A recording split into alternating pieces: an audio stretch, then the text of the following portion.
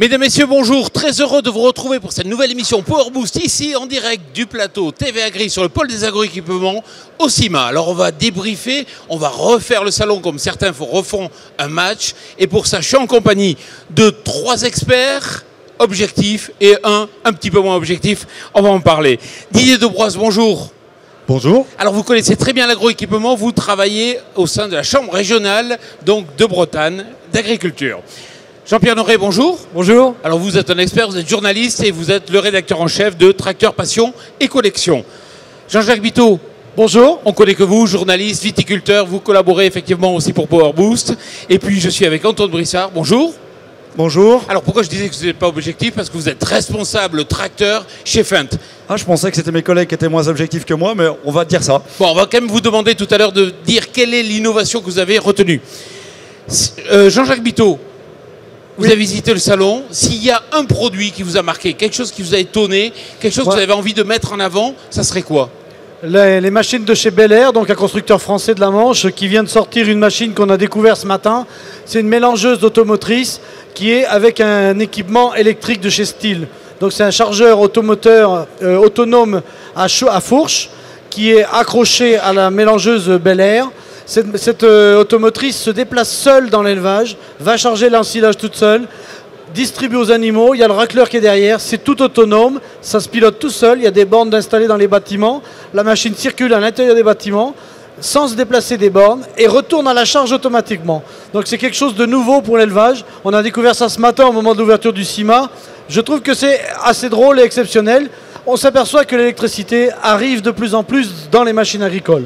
Bel Air, c'est français? Bel Air, c'est français, construit dans la Manche. Donc c'est ça fait plaisir à Arnaud Montebourg, justement. Didier Debroise, vous vous êtes baladé un peu. Qu'est-ce que vous avez remarqué? Peut-être un point ou une innovation? Un point, je dirais, c'est la convergence au niveau machine agricole avec l'informatique. Hein, l'accès à distance sur les consoles des tracteurs, la prise en main des outils avec une tablette montre, je dirais, la convergence qu'on a pu mettre en œuvre avec l'informatique grand public. Et je dirais, c'est pas une innovation au sens pur du terme, mais quelque part, c'est l'adoption de technologies d'un autre monde et qui nous apporte un réel plus sur l'usage des machines. Alors ce qu'il faut bien comprendre, c'est qu'effectivement, il y a des technologies qui ont été développées pour le grand public, on pense à l'iPad, aux tablettes, quelles que soient les marques. Aujourd'hui, on voit que cette informatique se retrouve aussi pour l'agriculture, c'est ça? Tout à fait. Donc effectivement, ça va nous ouvrir des nouvelles possibilités de la gestion de flotte, un certain nombre d'opérations qui vont être comme ça plus faciles et qui rendent même l'usage des machines beaucoup plus ludique avec une facilité d'accès qui nous semble tout à fait pertinente. Alors là, ça va pas faire plaisir Antoine, mais vous pensez à qui? À Claas, par exemple? Claas, par exemple, ou John Deere également, qui, avec son remote access, peut accéder, je dirais, à distance à la console du tracteur et donc aider l'utilisateur dans ses réglages de machine. D'accord. Tracteur Passion et Collection, c'est plutôt un journal tourné vers le passé, vers le présent, vers le futur. S'il y a une innovation que Jean-Pierre Noré a vue, c'est laquelle? Bon, nous, on s'intéresse également à l'avenir et bon, on a regardé les tracteurs avec attention parce que jusque-là, les constructeurs étaient essentiellement concentrés sur l'application des nouvelles normes anti-pollution et on ne voyait pas réellement d'innovation ou de choses qui allaient percer. Et on s'aperçoit quand même qu'il y a un travail de fait là sur ce salon sur les carburants du futur, sur par exemple un système chez John Deere, ce tracteur qui a été présenté avec capable de travailler avec plusieurs carburants. On a vu aussi également chez Valtra un tracteur biogaz. On avait vu par le passé chez Newland un tracteur hydrogène. Ça, à mon avis, ça semble être quand même des pistes d'avenir sur lesquelles les constructeurs semblent travailler. Oui, mais enfin, les multicarburants, c'est pas forcément le futur. Le NH2 de Newland, ça, c'est le futur.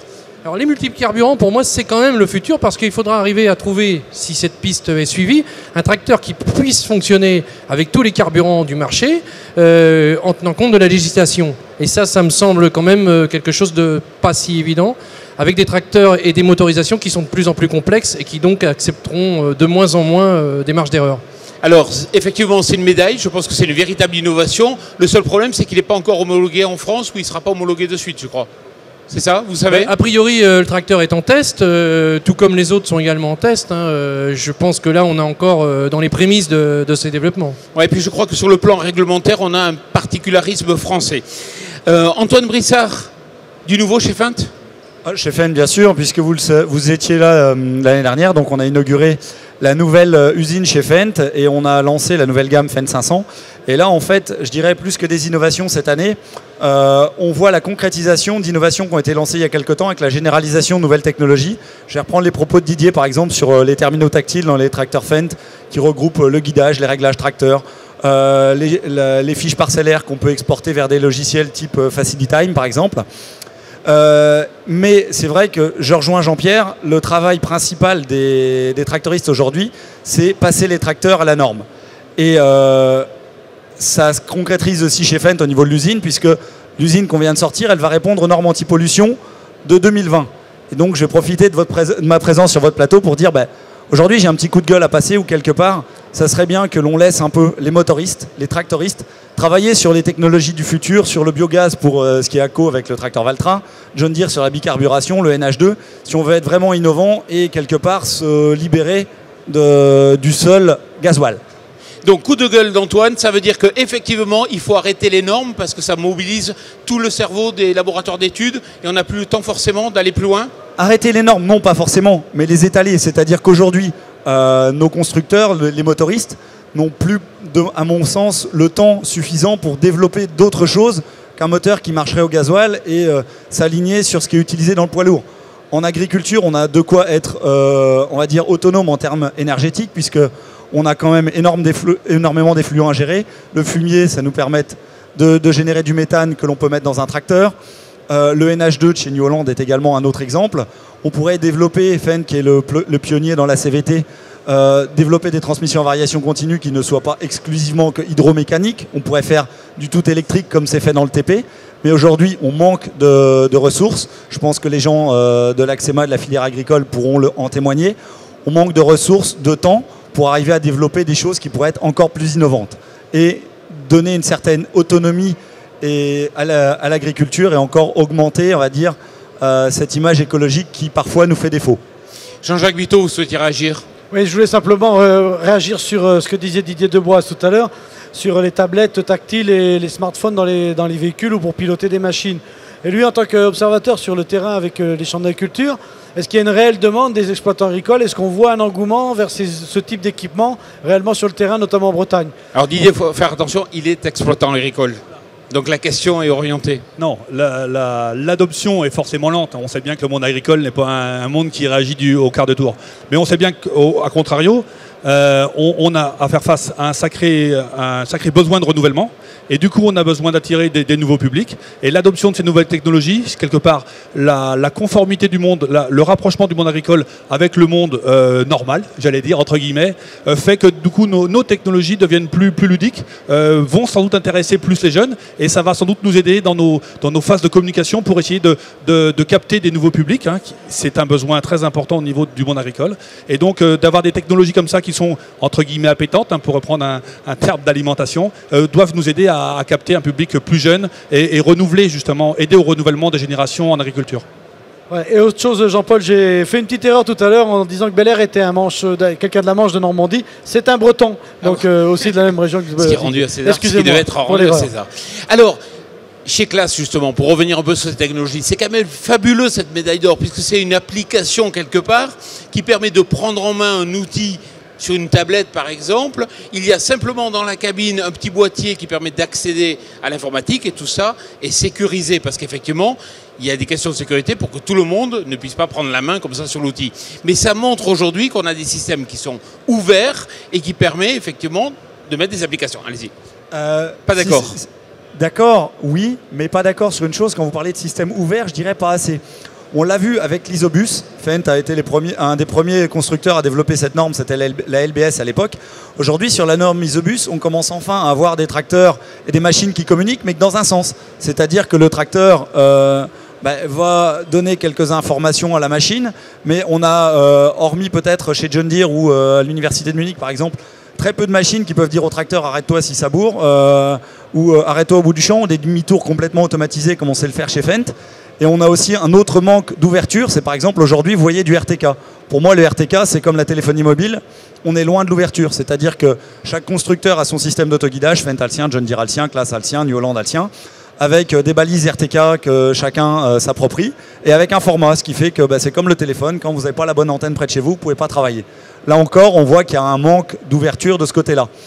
Mais on y arrive à l'image de l'Isobus. Je pense qu'à l'avenir, d'autres technologies vont, à mon avis, se banaliser tellement que pour passer d'un tracteur à l'autre, d'un outil à l'autre, on va arriver à quelque chose. Jean-Pierre Noré, vous êtes journaliste, mais aussi agriculteur. Vous avez quoi comme tracteur, vous? Au-delà de la marque, moi, sur lequel... J'ai plusieurs marques. Là n'est pas le problème. Moi, le point sur lequel je voudrais insister, c'est quand même le coût des machines. Parce qu'aujourd'hui, on arrive effectivement avec des normes anti-pollution, avec une technologie embarquée, avec toujours plus de sophistication. On arrive quand même à des coûts que l'on n'a jamais atteints. Il y a une chose que j'ai remarqué également sur le terrain, c'est que le coût de l'occasion augmente aussi proportionnellement. Il suit ce marché. Ensuite, je voudrais faire remarquer autre chose, c'est qu'aujourd'hui, on est passé au GNR, au niveau du carburant. On nous avait vendu le GNR comme un carburant qui coûterait le même prix que le fuel. Or, on s'aperçoit que le GNR est vendu plus cher que le fuel. Voilà, ça c'est juste des remarques de terrain que je voudrais faire. J'ai pas les solutions. Je t'accompagne. Des tracteurs qui coûtent toujours plus cher? Je suis d'accord avec Jean-Pierre, mais comme je disais tout à l'heure, puisque tous les 4 ou 5 ans, on est obligé de renouveler une gamme, pour arriver à amortir le coût de fabrication de cette gamme, là encore, on a la conséquence. Et là, on le voit, on parle actuellement de tracteurs Tier 3B. Chacun présente ses derniers petits tracteurs en 4 cylindres, 3 cylindres qui répondent à la nouvelle norme. Mais on entend déjà parler de tracteurs Tier 4 final. Je crois que c'était le cas avec le Class Action 800 qui est sorti là. Et puis à Agritechnica, on va voir la déferlante des gros tracteurs qui vont arriver avec les moteurs qui vont répondre à la norme d'après alors qu'on n'a pas fini de répondre à la précédente. Jean-Pierre et céréalier, ça paye. En viticulture, ça paye aussi, non, dans le cognac? Aujourd'hui, le secteur du cognac, c'est a le vent en poupe. C'est vrai qu'il ne faut surtout pas dénigrer ce marché qui est positif aujourd'hui. Il faut le dire. Avec des progressions à 2 chiffres par an, chaque année depuis 3 ans. Le marché est très très fort en ce moment. On a mon père qui a 75 ans aujourd'hui, n'a jamais vu le prix du cognac aussi fort sur les marchés. Et c'est en évolution permanente puisqu'on nous annonce encore des progressions fortes pour les années à venir. Alors c'est vrai que les constructeurs dans cette région-là sont très contents parce qu'on renouvelle le parc. En ce moment, c'est la grande braderie de l'occasion. Et puis on déstocke les usines aussi pour vendre du neuf, quoi, en fait. Attends, Antoine, attends, je vais parler parce que là, il a attaqué les céréaliers. Et je voudrais quand même dire sur les céréaliers, ok, ça paye, mais je voudrais surtout dire, il faut que ça paye par rapport à ce que je viens de dire tout à l'heure. Parce qu'il faut qu'on puisse acheter derrière et Et donc acheter les machines. justement, la conséquence de celle-là, pour oublier le prix, il y a des fois un bon petit cognac, ça fait pas de mal.